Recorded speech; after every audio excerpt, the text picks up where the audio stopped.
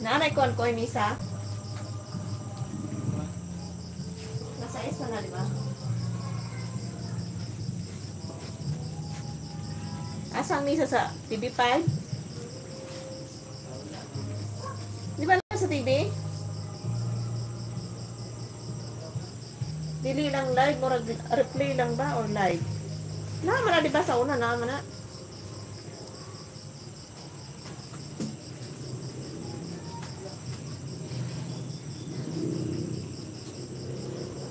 Nawala. Nawala. Meron kayo bodyguard dyan, host. Pero tong bodyguard ko na tutulog-tulog. Tulok-tulok lagi. Takot pa sa ulan. Ito pa yung ako patuloy nagbabantay. Giatay. Imbis na bantay bahay, ako patuloy yung nagbabantay. Ako pa ng problema. Ay, sus. Bagol ta kadira. Oh, saman. Yahaya good. Sige lang, hisyod. Apoy isa. O, sa may ato.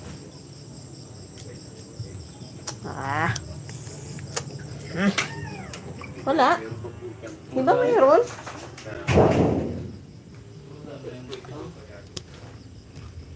Sa atong pagminahan.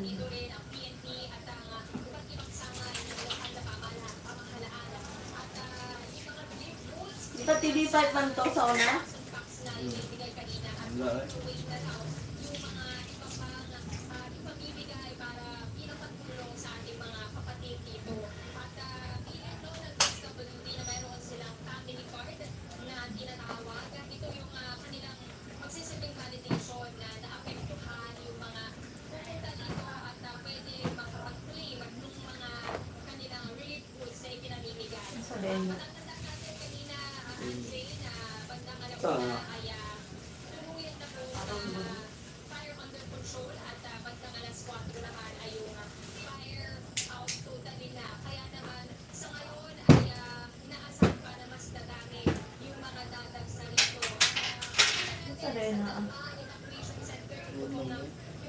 Asunog na?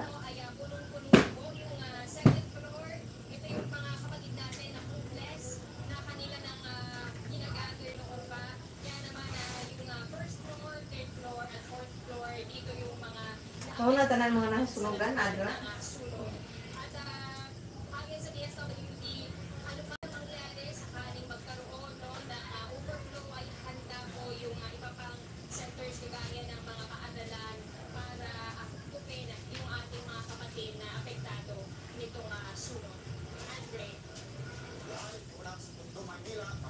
Tondo. Daghan mo na sa mga balay-balay na. Squatter ba?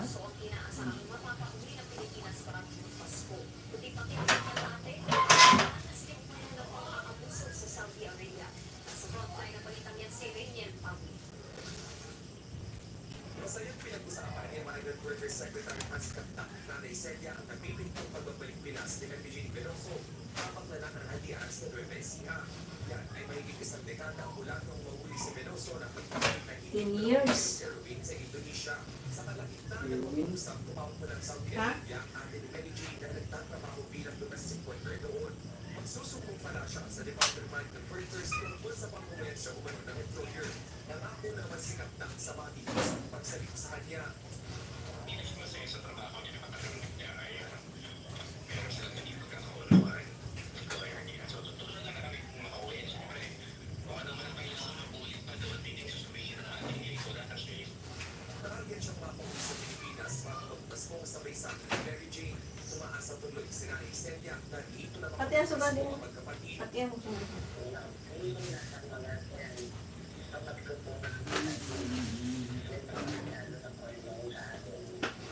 Nakako naman ang DFW ng tuloy-tuloy na tulong sa pamilya Veloso. Bukod sa financial assistance at Texas scholarship, Financial assistance.